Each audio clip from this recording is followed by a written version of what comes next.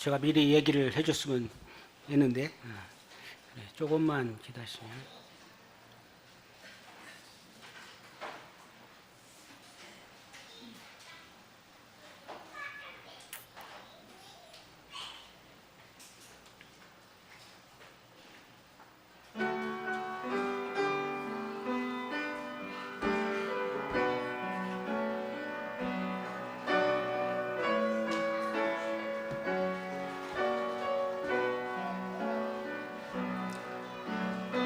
가는 길에 주의 평강 있으리.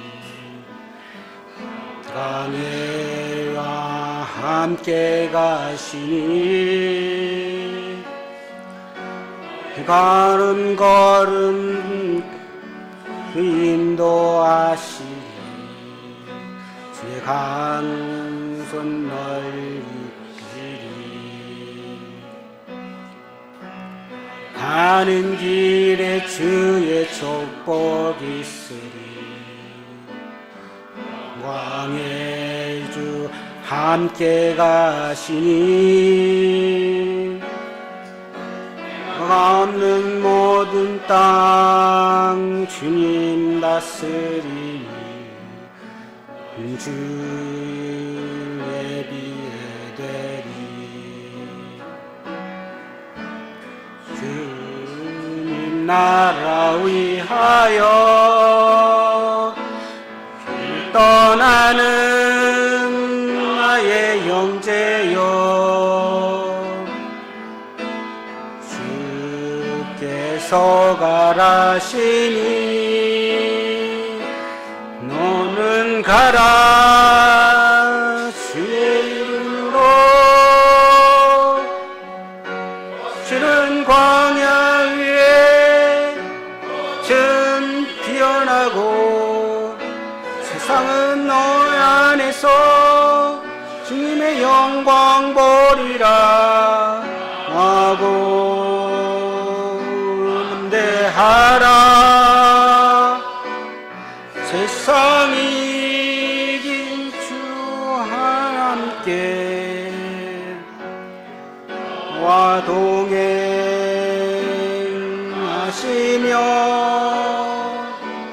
그대 힘 주주리리. 예, 기도하고 마치겠습니다. 아버지 하나님, 요셉은 무성한 가지라, 샘 곁에 심겨진 무성한 가지라, 그 가지가 담을 넘었도다. 참 요셉이 무성한 가지가 되기 위해서, 많은 열매를 맺기 위해서 그는 여러 고난과 힘든 여정들을 참고 이겨내야 했던 걸, 요셉이 종으로 팔렸도다. 종으로 팔렸죠. 그의 발은 착고를 차고, 그의 발은 어때요? 쇠로 차인 겁니다. 도망가지 못하게. 그의 몸은 쇠사슬에 매였다고 합니다. 그의 몸은 쇠사슬에 매였어요. 그렇게 팔려간 거예요. 온순하게 팔려가고 쉽게 팔려가는 그런 종이 있겠습니까? 주인이 그 돈을 쌌으면은 그 종을 어떻게 도망가지 않고 내 수하를 위해서 모든 일을 시키려고 하기 위해서 그를 가두고 채찍질하고 때리고 했을 것입니다. 이와 같이 요셉은 무성한 가지 열매를 맺기 위해서 통과해야 될 관문들이 있었던 것입니다. 형들에 의해서 노예로 팔려가고 보디발의 유혹으로 그는 감옥에 갇히게 됩니다. 보디발의 아내의 유혹, 그런 상황 가운데서도 요셉은 어느 곳 어느 장소에 있었는지 처지에 상관없이 그는 그 꿈을 가지고 있었던 것입니다. 그 꿈이 있었기에 그를 형통케 할 수 있었던 그 하나님이 함께 하신 것입니다. 그와 함께하는 사람들에게 그는 복을 주었습니다. 그건 하나님이 그들에게 복을 준 것입니다. 요셉과 함께하는 사람들에게 복을 주시는 하나님, 우리와 함께하는 모든 사람들이 우리를 통해서, 하나님을 통해서 복을 받고 있나요? 축복을 받고 있나요? 영광을 받고 있나요? 그런 부분에서 자부심 있게 이야기하기가 꺼릴 것입니다. 아브라함을 통해서 내게 복의 통로가 되겠다고 이야기했습니다. 그렇다면 우리에게도 이 약속의 말씀 붙자면 우리를 통해서 하나님께서 축복의 통로가 돼서 하나님 말씀이 흥왕하고 그들이 믿지 않는 자들이 구원을 받고 축복을 누리는 그러한 삶들이 되어야 되지 않을까요? 이 요셉은 보디발의 아내의 유혹으로 인해서 어떻게 됐어요? 그는 피했습니다. 중국 무술 중에서 최고의 무술이 무엇인 줄 아세요? 무엇일까요? 그래요. 36개 주랑랑. 왜 그럴까요? 그래, 내가 대적할 수 없으면 그냥 피해버리라는 거야. 이 요셉이 그걸 살린 거예요. 내가 아무리 해도 대적할 수 없잖아요. 요셉이 보디발의 아내를 매일 불러대지, 자기를 올라오지. 그러니까 어떻게 해요? 옷을 벗겨놓고 그냥 도망가 버린 겁니다.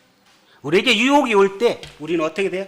그같이 내가 대적할 수 없고 내가 이길 수 없으면 피해버리는 것입니다. 주댕랑 치는 것입니다. 아주 큰 사람이 있는데 싸워봤자 내가 안 되잖아요. 그럼 어떻게 해요? 피해버리고 어떻게 다른 기회를 보고 싸우든지 해야 되겠죠. 디모데전서 6장 11, 12절에는 세 가지가 나옵니다. 우리 해야 될 게.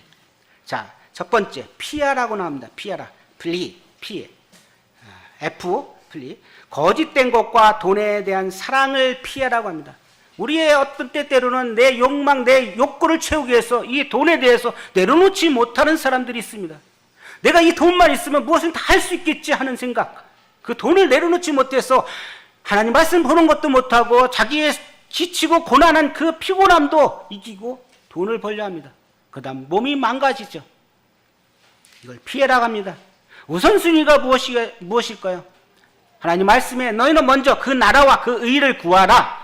그리하면 뭐라고 나왔습니까? 그리하면 어떻게 된다고요? 이 모든 것을 너희에게 더하신다고 합니다. 그렇습니다. 하나님 말씀을 먼저 우선적으로 하고 하나님 말씀께 순종할 때 먼저 그 나라와 그 의를 구할 때 그러면 어떻게 된다요? 하나님께서 이 모든 것을 우리에게 채워주신대요. 내가 가지고 있는 그런 돈에 대한 부분들, 욕망들, 거짓된 것이 있다면 피하기를 바랍니다. 두 번째, 따르라고 이야기하고 있어요. 뭘 따르라고요? follow. 의와 경건과 믿음과 사랑과 인내와 온유를 따르라고 합니다. 그렇습니다. 피할 것 피하고 그리고 따를 것 follow. 의와 경건과 믿음과 사랑과 인내를 온유를 따르라고 합니다. 그리고 싸우라고 합니다. fight. 믿음의 선한 싸움을 싸우라고 합니다. 요셉은 참 잘한 것 같아요. 그런 면에서. 피할 때 피하고 따를 하나님 말씀 가운데 따르고 그래 싸울 때 싸우는 그런 요셉. 그러면서 그는 떡 가는 자와 술 가는 자의 꿈을 해석했으면서 그는 애굽의 실권자 2인자가 되는 걸 보게 됩니다. 욥기 14장 7절 지난번에 말씀 한번 드렸죠. 나무는 희망이 있나니 찍힐지라도 다시 um이 나서 연한 가지가 끊이지 아니하며. 나무는 희망이 있습니다. 왜 그럴까요? 그 뿌리가 있잖아요. 뿌리가 살아있고 그가 그 안에서 생동감 있게끔 있으면 어떻게 돼요? 찍힐지라도 위에가 찍힐지라도 다시 um이 나는 겁니다. um이 나서 어떻게 그 나무에 연한 가지가 끊이지 않는다는겁니다. 우리의 영생이 생명이 우리 안에 살아있으면 이것이 어떤 핍박과 고난이 오더라도 우리는 이것을 이길 수 있고 다시 um을 터서 이것을 향해서 대적해서 싸울 수 있는 것입니다. 그리고 우리 안에 이 영생의 소망이 샘솟쳐서 나가서 어떻게 해요? 연한 가지를 맺듯이 열매를 맺을 수 있을 것입니다. 요셉의 꿈을 형들이 무참하게 짓밟혔고 또 깨어졌습니다. 이제 끝났구나. 나 인생 이제 끝났구나.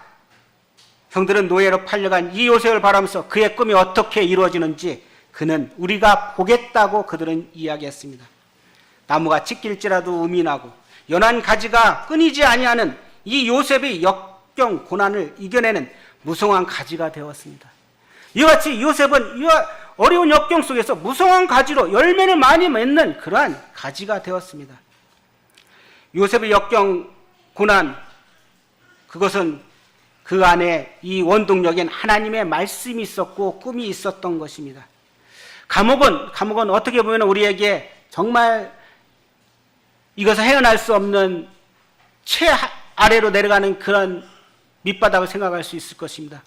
근데 요셉은 그 감옥 안에서 그 감옥 안에서 애굽의 총리가 되기 위해서 꿈을 가지고 있었고 하나님께서 그에게 준비하는 그러한 기간이었던 것입니다. 그가 애굽의 이제 감옥에 있으면서 떡과 한 장과 술과 한 장을 만나면서 이게 애굽에서 그 궁실에서 어떻게 처리해야 될 정치적인 거, 행정적인 거, 그리고 생활의 모습 모든 것들을 배웠을 것입니다. 또 노예로 있으면서도 그는 보디발의 집에서 그는 그 일을 하면서도 틈틈이 그 같은 언어적인 여러 가지를 배웠을 것입니다. 하나님께서는 어떻게 보면 우리에게 참 고난이고 힘든 역경 가운데서 우리를 다루시면서 우리를 훈련하고 정금같이 나오게끔 하기 위해서 우리를 단련하시는 것입니다. 요한복음 12장 24절 내가 진실로 진실로 너에게 이르노니 하나의 밀이 땅에 떨어져 죽지 아니하면 하늘 그대로 있고 죽으면 많은 열매를 맺는다 했습니다. 요셉이 죽지 않고 요셉이 팔려가지 않았다면 앞으로 있을 그와 같은 큰 일들을 어떻게 이루어졌을까요? 예수님께서 우리를 위해서 그는 하나의 밀이 돼서 땅에 떨어져 죽으시고 그리고 나서 우리를 구원하셨습니다.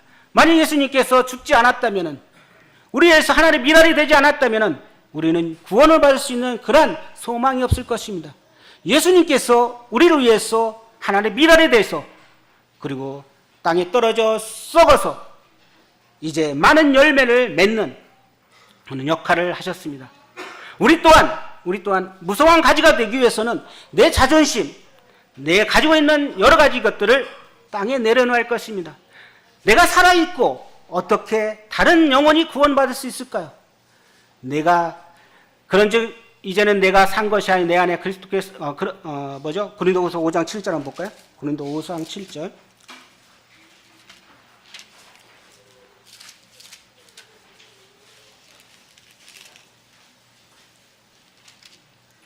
고린도전서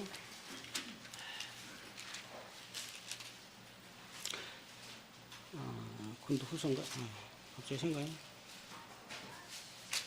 고린도후서 5장 17절.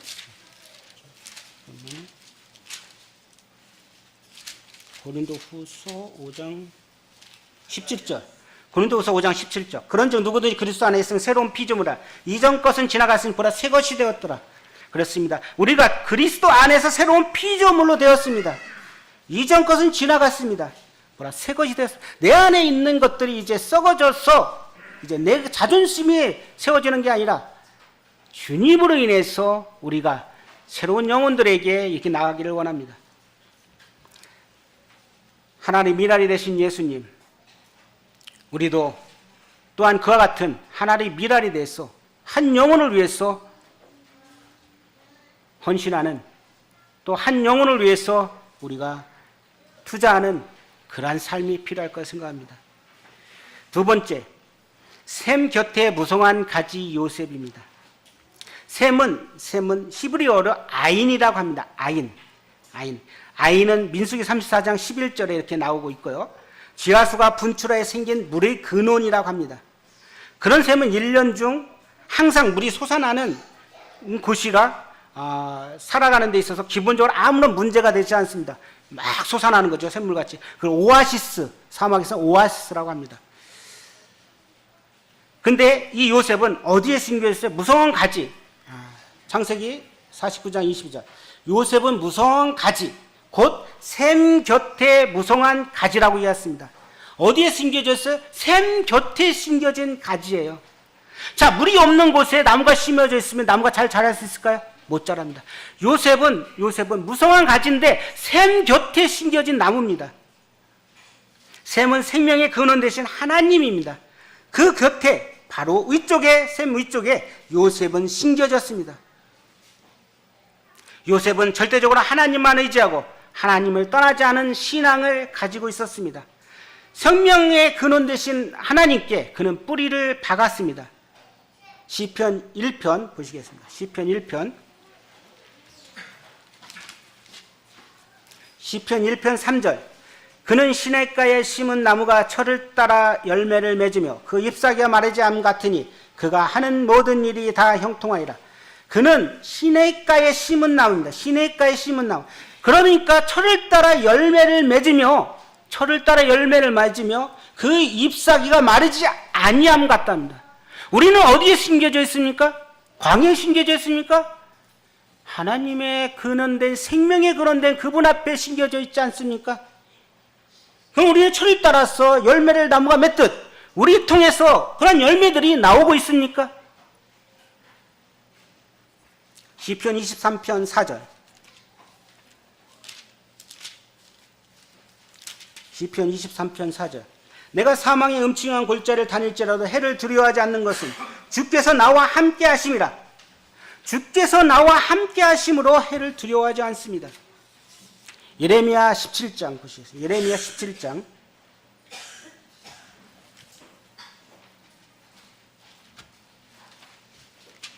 예레미야 17장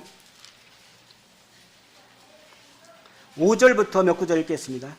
여호와께서 이와 같이 말씀하시니라. 무릇 사람을 믿으며 육신으로 그의 힘을 삼고 마음이 여호와에게서 떠난 그 사람은 저주를 받을 것이다. 하나님께 떠난 사람들은 저주를 받고 사람을 의지하고 육신의 힘을 의지하는 사람들, 그런 사람들을 저주한다. 때때는 우리는 내 앞길을 위해서 사람에게 의존한 때가 있습니다. 이 사람이 좀 해주면 잘 되겠지. 근데 아니더라고요. 저도 지난번에 이렇게 소장이 얘기해서 갈 줄 알았는데 아직 꽝이 됐어요. 꽝. 그렇구나. 하나님께 의지해야 되겠구나. 자, 6절. 그는 사막의 떨기나무 같아서 좋은 일이 오는 것을 보지 못. 사막의 떨기나무 같아서 좋은 일이 오는 걸 보지 못하고 광야에 간주한 것, 건건한 땅, 사람이 살지 않은 땅에 살리라. 그러나 무릇 여호와를 의지하며 여호와를 의뢰한 사람은 뭔다고요? 복을 받습니다. 그는 어떤 사람이야? 그는 물가에 심어진 나무가 그 뿌리를 강변에 쭉 뻗고 더위가 올지라도 두려워하지 아니하며 그 입이 청청하며 가무는 해도 걱정이 없고 결실이 그치지 아니한 같으니라. 아멘 하십니까? 네. 우리가 이런 삶이 되어야 됩니다. 주님 앞에 뿌리를 내리고 견고하게 되어야 될 것입니다. 이사야서 58장 11절에는 여호와가 항상 너를 인도하여 메마른 곳에서도 내 영혼을 만족하게 하며 내 뼈를 견고하게 하리니 너는 물된 동산 같겠고 물이 끊어지지 아니하는 샘물 같으리라. 이렇게 이야기하고 있습니다. 예레미야 17장 13절에는 생명의 근원된 여호와를 버렸다고 합니다. 예레미야 2장 13절에 백성이 두 가지 악을 행했는데 하나는 생수의 근원된 나를 버린 것, 믿지 않는 거죠. 그리고 스스로 웅덩이를 팠는데 그것은 물을 가둘 수 없는 터진 웅덩이라고 이야기합니다. 그럼 우리 삶은 어떻게 될까요? 골로새서 6장입니다. 골로새서 6장. 골로새 2장 6절 7절. 그러므로 너희가 그리스도 예수를 주로 본받았으니 그 안에 행하되 그 안에 뿌리를 박으며 세움을 받아 교훈을 받은 대로 믿음에 굳게 서서 감사함을 넘치게 해라. 주님 안에서 예수를 주로 받았으니까 그 안에서 행하고 그리고 어떻게 하라고요? 그 안에 뿌리를 박으랍니다. 뿌리를. 샘 곁에 심겨진 나무는 시냇가에 심겨진 나무는 그 뿌리를 어떻게 해요? 샘 쪽으로 가잖아요. 물 쪽으로 쫙 뻗어서 그 나무가 시들지 않고 열매를 맺잖아요. 그럼 우리가 열매를 맺고 하나님 안에 살기 위해서는 어떻게 돼요? 뿌리를 박아야겠죠. 누구한테? 주님 앞에 예수님 안에 뿌리를 박으며 세움을 받고 교훈을 받은 대로 믿음에 굳게 서야 될 것입니다. 우리가 풍성한 열매 보도나는 비유를 배웠습니다. 한 발 더 넘어서 우리는 어떻게 해야 될 건지를 제시하기를 원합니다. 이와 같이 그리스도인들은 골로새 2장 6절 7절에 그 안에 뿌리를 박으며 세움을 받고 믿음 안에 굳게 서는 그런 삶이 필요합니다. 그래서 창세기 49장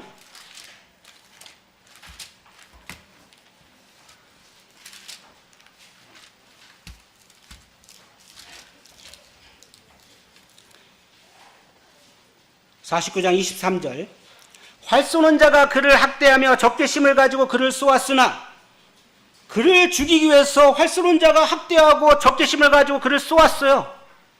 그런데 요셉이 활이 도리어 굳셌다니까요. 왜요? 그 팔은 힘이 있대요. 첫 번째, 야곱의 전능자가 함께 하셨어요. 두 번째, 이스라엘 반석인 하나님 함께 하셨어요. 세 번째, 목자의 손이 힘입었어요. 우리는 우리의 삶 가운데 이런 하나님이 우리와 함께 계신 것을 우리는 알고 살아갈 겁니다. 요셉은 약속의 말씀을 갖고 계셨어요. 꿈이 있었어요. 아브라함도 약속의 말씀이 있고, 이삭도 약속의 말씀이 있고, 야곱도 약속의 말씀을 가지고 어떤 어려운 가운데서 그는 이길 수 있었던 것입니다. 보이지 않는 부분이 중요합니다. 우리의 형제 자매들이 이렇게 보면 열심히 생활하는 것 같죠? 근데 그 신앙의 뿌리를 우리의 삶 속에서 바라보면 드러날 것입니다. 주님 앞에서 누가 그랬대요. 교회에 종량제 쓰레기 봉투가 되기 전에 막 쓰레기를 교회에다 다 갖다 놓는데요. 그래서 목사님이 하루는 이렇게 얘기했대요. 하나님이 보고 계십니다. 이렇게 써놨대요. 그때 어떻게 했을까요? 그 다음날에 쓰레기가 더 많아 있을까요? 적어 있을까요? 똑같다는 거예요. 더 많이 갖다 놓는다. 그래서 이거 안 되겠다. 뭐라 했을까요? CCTV가 촬영하고 있어요. 그것들이 하나도 안 갖다 놓대요. 우리의 삶, 하나님께서 우리를 보고 계신 것입니다. 내 삶이 내 안에 보이지 않는 이 폐부까지 하나님께서는 다 아십니다. 내가 주님 앞에서 어떤 삶을 살아야 할 건가? 그게 중요합니다. 뿌리의 중요성, 영혼에 대한 중요성, 보이지 않는 부분이 더 중요한 것입니다. 야곱은 각 사람이 분량대로 축복했습니다. 28절, 49장 28절. 참, 이 말씀을 읽으면서, 참, 각 사람의 분량대로, 이 사람은 이 사람 모양대로, 이 사람은 이 사람 모양대로, 이 사람은 이 사람 모양대로 아들이 12명인데, 각각 분량대로 축복한 거. 참 놀랍더라고요. 그 중에 요셉에 대해서 더 축복을 했습니다. 28절. 이들은 이스라엘의 12지파라. 이와 같이 그들의 아버지가 그들에게서 말하고 그들의 축복하였으니 곧 그들 각 사람의 분량대로 축복하였더라고 합니다. 은사가 어때요? 은사. 고린도서 12장 보면은 각 사람에게 나누어 주신 것이라고 합니다. 로마서 12장 3절에는 오직 하나님께서 각 사람에게 나누어 주신 믿음의 분량대로 주었답니다. 축복하는데도 그랬대요. 각 사람의 분량대로 축복했대요. 누벤에게는 어때요? 아버지 침상을 더럽히면 너는 장자권을 뺏어 버려버리는 거죠. 그 축복이 누구한테 갔어요? 요셉에게 간 거예요. 요셉에. 므낫세와 에브라임은 창대케 하리라. 그 말씀이 이제 잠시에 나올 말씀입니다. 자, 창세기 49장 22절. 요셉은 무성한 가지, 곧 샘 곁에 무성한 가지라. 그 가지가 담을 넘었도다. 그 가지가 담을 넘었대요. 담은 뭐예요? 집과 집 사이 경계죠. 담을 넘어야 되는 이유가 뭘까요? 나그네나 이웃 가난한 사람들이 그 담 넘은 포도나무에서 열린 것을 따먹게 하는 것이죠. 예레미야 19장 9절에는 너희가 너희 땅에서 곡식을 거둘 때 너희 밭 모퉁이까지 다 거두지 말고 내 떨어진 이삭도 줍지 말며 내 포도원의 열매를 다 따지 말며 내 포도원이 떨어진 열매도 다 줍지 말고 가난한 사람과 거류민을 위하여 내버려 두라. 룻기에서도 그래서 보아스가 남겨줘서 줍잖아요. 그렇습니다.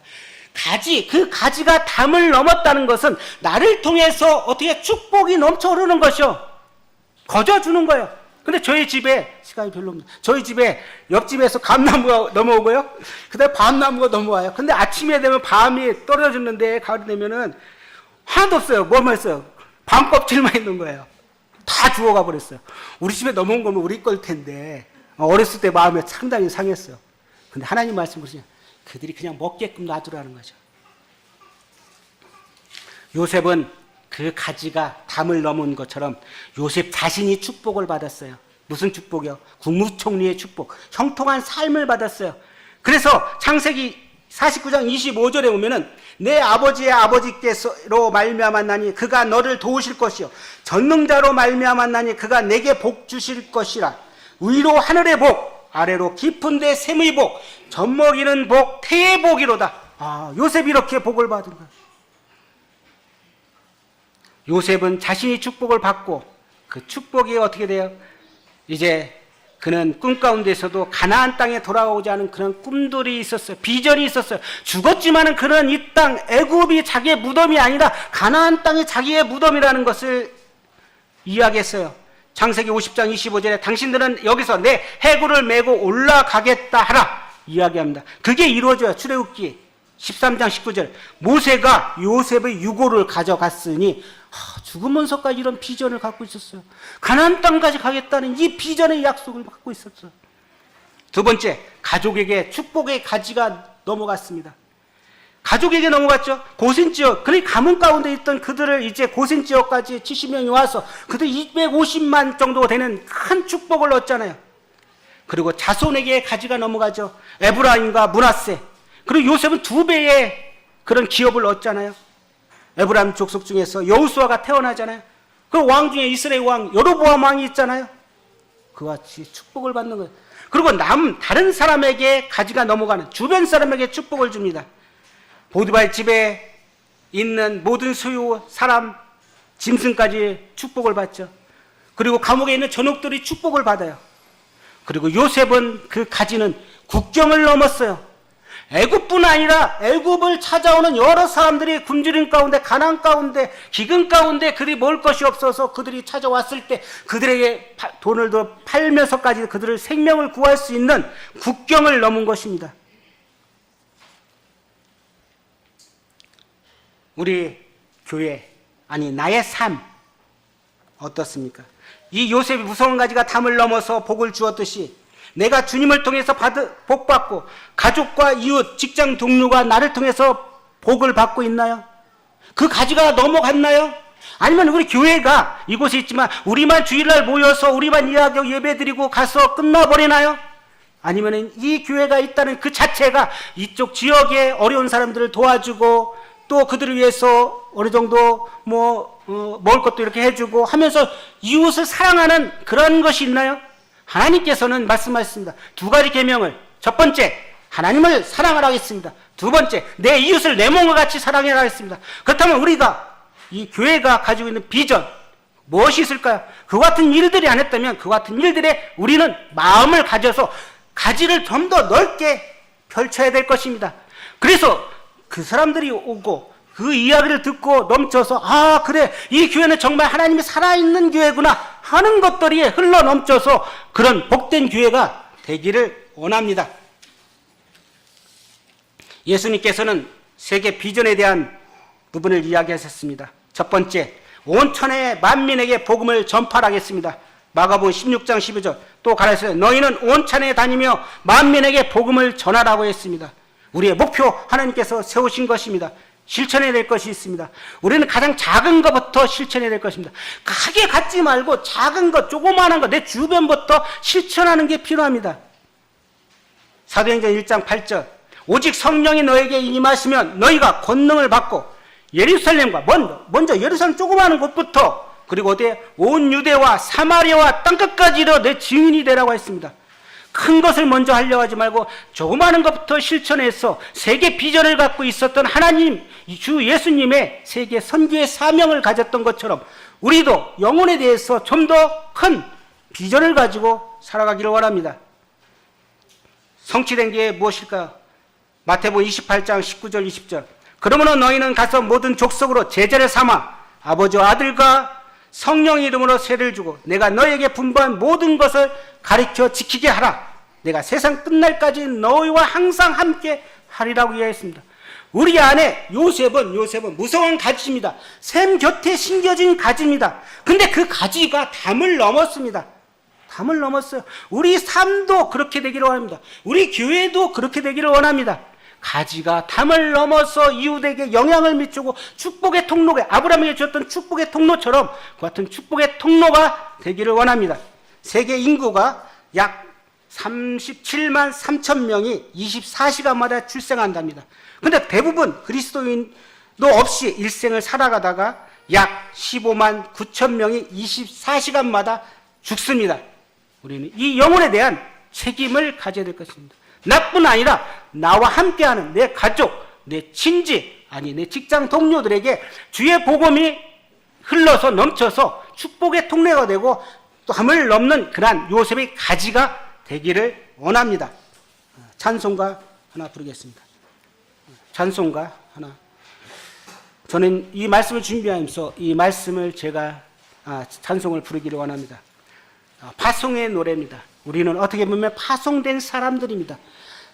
성교지에 가서 파송된 게 뿐 아니라 우리는 주님을 알고 나서부터 이제 주의 복음을 전하기 위해서 파송된 자들입니다. 그래서 어떻게 해야 될까요? 그래서 이 노래를 함께 부르고 말씀을 마치기를 원합니다.